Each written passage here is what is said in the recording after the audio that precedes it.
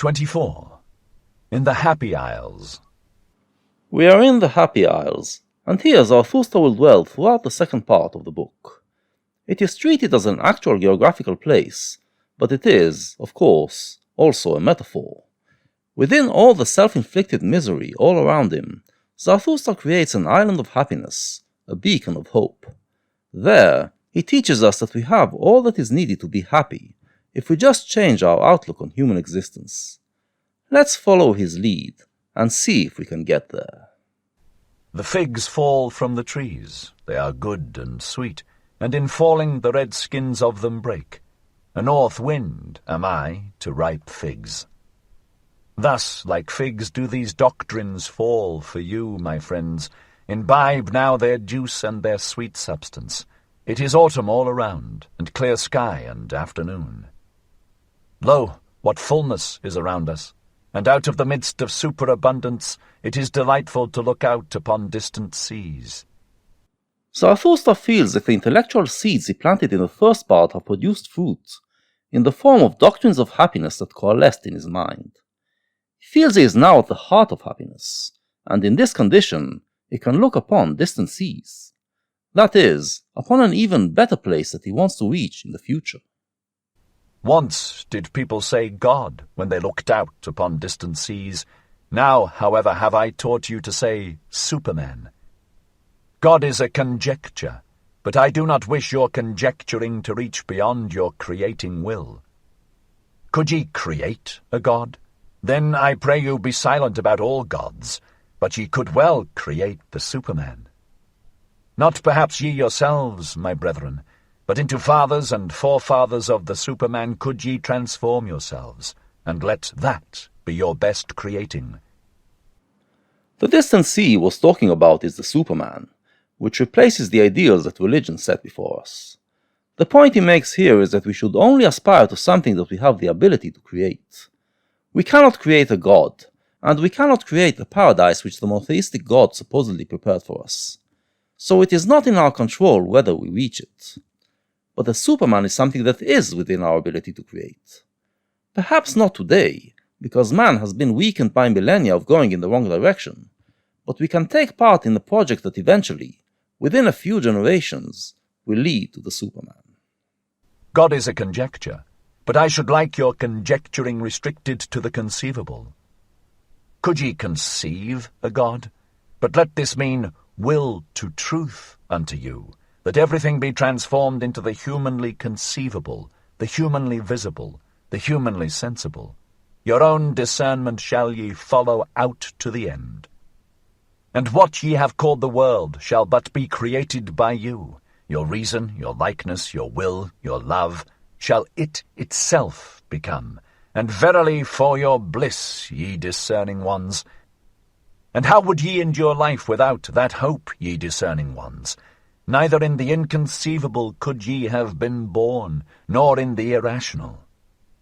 Now he moves from will to consciousness, and makes essentially the same argument. We should believe in and aspire to only what we can conceive. Since God is beyond human conception, he should be out of the picture.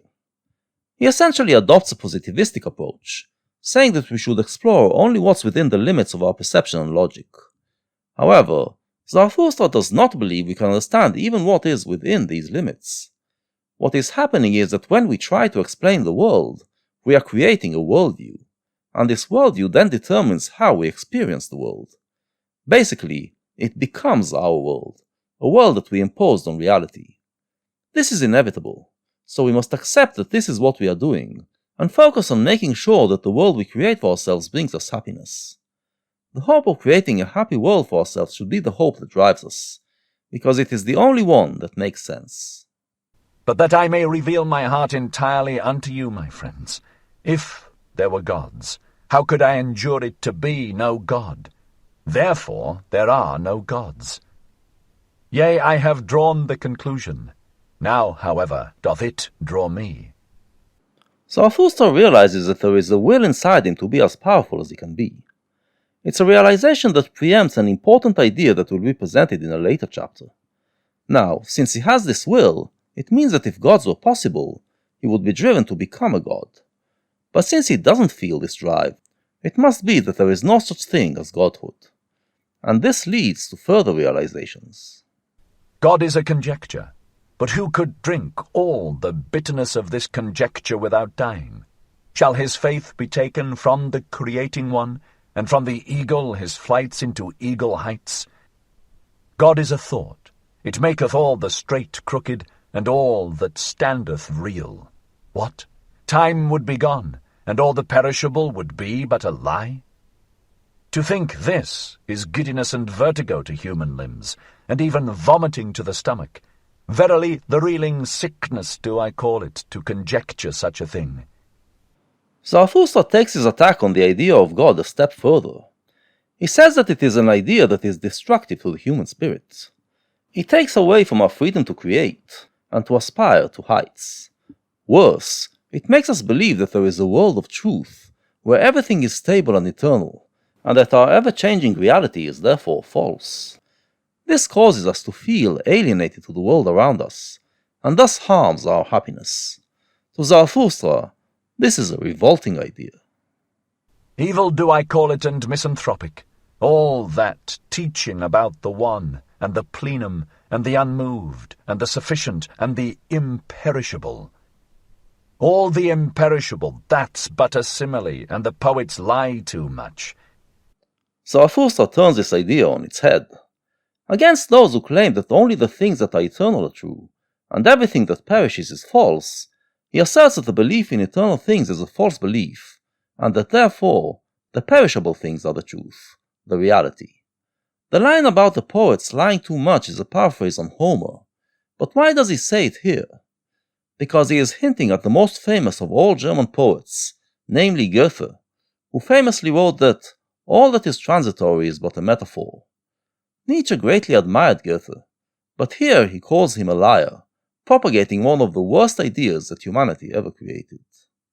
But of time and of becoming shall the best similes speak, a praise shall they be, and a justification of all perishableness. Creating, that is the great salvation from suffering and life's alleviation. But for the Creator to appear, suffering itself is needed, and much transformation. In a world where nothing is eternal, where everything has a beginning and an end, the only way to infuse meaning into it all is by creating. The joy of creation is the thing that gives meaning to life. Therefore, you should not aspire to create something eternal, but realize that you are creating something transitory, that leaves room for future creation. Another thing that is necessary is suffering, because trying to overcome the suffering is the thing that leads to creation. Therefore, our goal should not be to eliminate human suffering, but rather to use it as our substance in the creation of joy and greatness. Yea, much bitter dying must there be in your life, ye creators. Thus are ye advocates and justifiers of all perishableness. For the Creator himself to be the new-born child, he must also be willing to be the child-bearer, and endure the pangs of the child-bearer. When you create, you also kill. You are killing the old within you, to be able to create something new. To become the child, the third metamorphosis, you must first be the child-bearer, who endures pain and transformation to produce that child. Verily, through 100 souls went I my way, and through 100 cradles and birth throes. Many a farewell have I taken. I know the heart-breaking last hours. But so willeth it my creating will, my fate, or, to tell you it more candidly, just such a fate willeth my will. There is much tragedy and suffering in this life that Zarathustra chose, a life of repeated creation and recreation. You have to kill things in you that you love, in order to make way for the new. But he wouldn't have it any other way. All feeling suffereth in me, and is in prison, but my willing ever cometh to me as mine emancipator and comforter. Willing emancipateth. That is the true doctrine of will and emancipation, so teacheth you Zarathustra. No longer willing, and no longer valuing, and no longer creating, that great debility may ever be far from me. In this chapter, Zarathustra first introduces us to the concept of will. We usually think of the will as an attribute that we have, and as the willing of things. But here, the will is described as a driving force, a power that is within us even if we are not willing any specific thing. This is an idea that Nietzsche adopted from Schopenhauer, his greatest influence. Schopenhauer described the will as a thing that we are made of. It is manifested as the willing of things, but this is its unfree manifestation, tied to something in the world. We can learn to direct the will in other directions. Schopenhauer regarded the will as something that causes suffering, and our goal, for him, was to achieve a state of non-suffering. We should therefore, he said, direct the will towards creating things that obey eternal ideas, ideas that are above this world of death and suffering. Through contemplating these ideas, we transcend into the realm of non-suffering. Zarathustra adopts the idea of the will, but changes everything else in Schopenhauer's philosophy.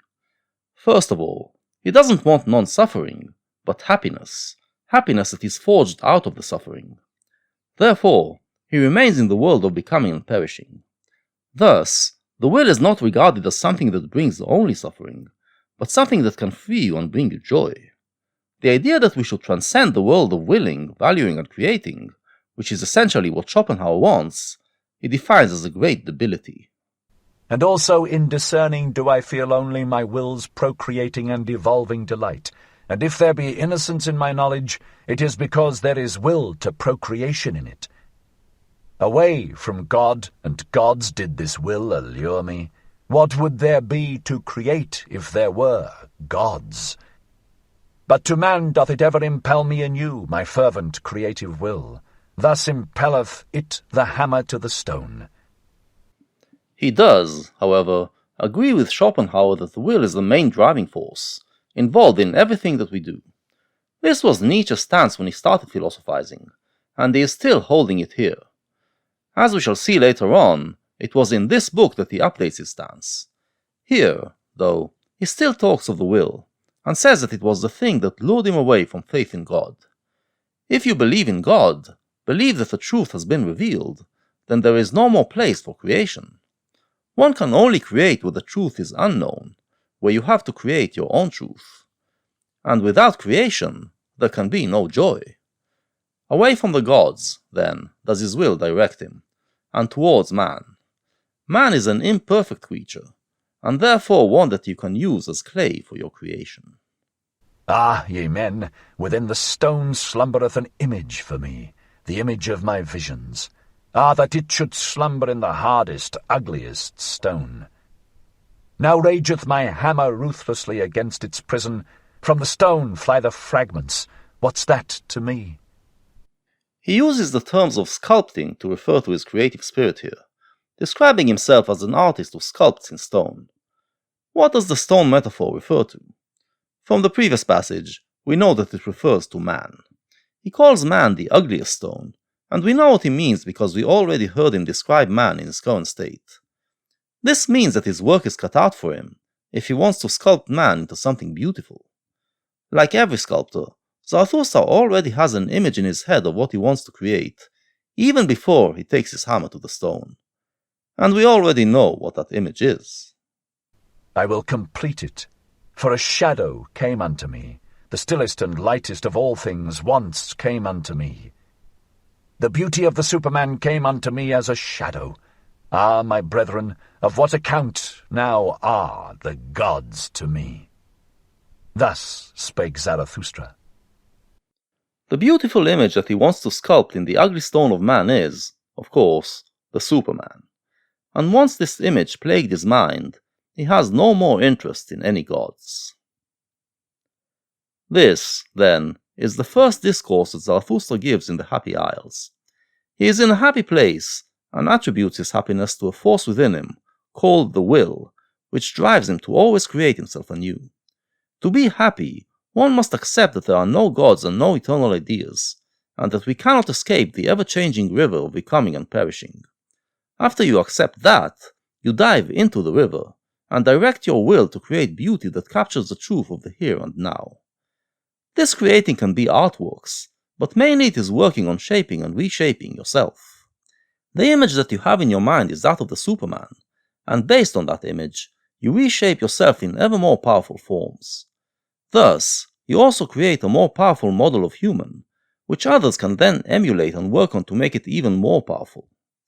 If enough of us meet together in the Happy Isles and do that for several generations, the Superman ideal can be achieved. We should point out, however, that there is a paradox here. The Superman is an ideal state, a state where all suffering has been turned into joy. If there is no suffering, what will be the substance used for new creations? He described man as the clay that he uses to make his sculptures, but the Superman is a state in which we have surpassed man, so what will be our clay then? Zarathustra doesn't seem to be aware of the problem, but I believe he just revealed a new thought brewing in him, the thought that, in the opening chapter of Part 2, pushed him to go among men again. His current worldview contains a paradox, and this paradox must be overcome.